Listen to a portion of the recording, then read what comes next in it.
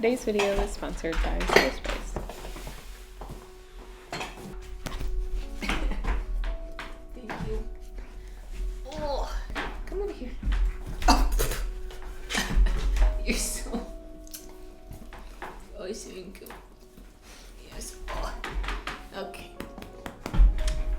Oh. Hello there everyone, I hope you're all doing well. Today I thought it was about time that we went through the third and final box of my herbs. This one has quite a few less than the other ones. There are a lot of big jars of herbs, and I think that there may be a repeat or two in here. But nevertheless, I am excited to go through it and close out this series. It has been a lot of fun, and I just have deeply enjoyed it. But before we get started, this video is sponsored, so let's hear a little bit about that first.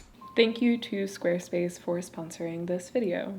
Squarespace is a website building and hosting company, and as I'm currently working on putting up a website, it is very exciting to get to partner with them. With Fluid Engine, a next-generation website design system from Squarespace, it's never been easier for anyone to unlock creative design. You get to start with a best-in-class website template and customize every detail with reimagined drag-and-drop technology for desktop or mobile. You can stretch your imagination when it comes to online design with Fluid Engine, built in and ready to go on any new Squarespace site. One thing I really love about Squarespace is their flexible website template. You get to get started with one of their professional website templates with designs for every category and use case. Then customize your look, update the content, and add features to fit your unique needs. You can make any Squarespace template do what you want, so your idea, brand, or business stands out online on every device and can be as unique to you as you dream. Another thing that I really love about Squarespace is the ease of working an online store. Whether you sell physical, digital, or service products, Squarespace has the tools you need to start selling online. So if this sounds interesting to you, go to squarespace.com/thegreenwitch to save 10% off your first purchase of a website or a domain. Thanks again to Squarespace for sponsoring, and let's get back to the video. Alrighty.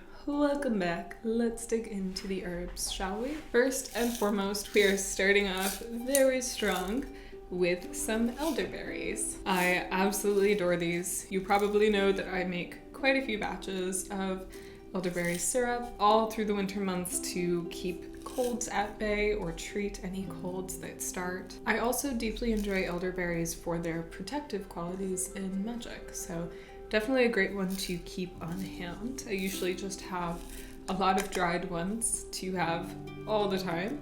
And I just recently did make another batch of elderberry syrup, so it's useful all the time. This one does not have a label. I probably won't label it because I do go through this jar pretty quickly. Today also probably won't be a very label heavy day because a lot of these herbs are ones that I like to keep on display. Like this one.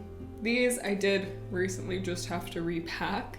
These are the poofs of dandelions. Every spring I gather up a bunch of dandelion heads to make usually into a balm, but as I set them to dry, inevitably I get a ton of them that poof up into little cute white fluffs. And when this happens, I do like to collect them. I don't have a huge purpose for them yet, but I do think that they would work well in magic for wishes, so bringing about desires. I think they're a very cute decor item as well. So perhaps something you could use in fortifying magic if you were looking for something new. But all in all, I will not be labeling this one either because I just want to have it set out and about for people to see. Next, I have more milkweed pods. I have my other milkweed somewhere around my house. I talked a bit about it in the last video, I believe, but I've been experimenting with them for transformative magic, and I like to keep them in the windows to kind of transform that energy that comes into the house into something that I enjoy a little bit more. So I'll probably continue on with that and this guy. They really are such a beautiful plant. Then next we have two things of goldenrod. I adore goldenrod for prosperity magic. It is fantastic for that. It's also used a lot of times in love or divinatory magic at times, specifically to love usually. This one does have a very cool moth sat in it. It's very pretty. So I do like to keep these around my house primarily because they have that prosperity property, and I just find it to be very beautiful and it reminds me of home. So these again will be placed about the home. I did not realize that this last box was so full of herbs that I just will be placing around my home, but I suppose we have to have some of those, don't we, Miss Girl? Yeah, Miss Hayes. Next we have some oregano.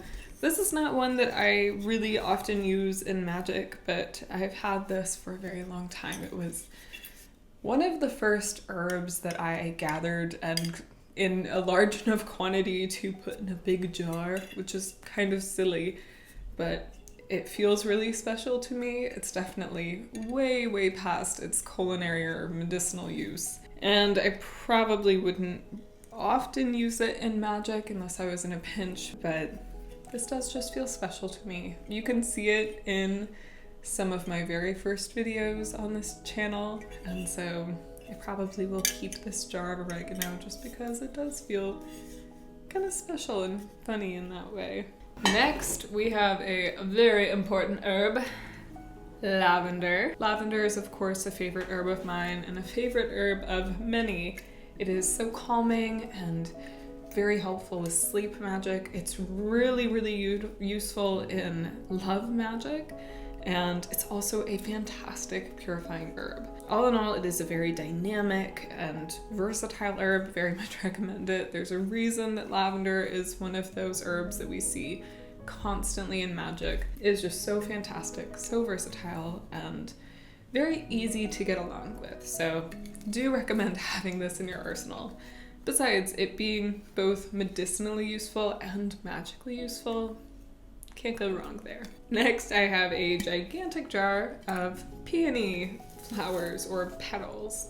These were given to me by a family friend, and I just have always adored them. I think they're so beautiful. Again, this is a gigantic jar of herbs that I just tend to keep around my house, and I probably will have to find a new place to keep it. I usually have kept it up on this dresser, but it is quite full at this point. Oh, and there are some peonies up here right now. So I suppose the peonies do like being there, but I do adore peonies. I think they're beautiful, and they were my favorite flower for a very, very long time. So another thing that makes it a little special to me. And then finally, our very last herb here is calendula. I gather calendula up at the cabin every summer here. It is a fantastic medicinal herb. I primarily use it for that purpose, though it is useful magically as well. It is a fantastic anti-inflammatory topical herb. It's very gentle. I love it for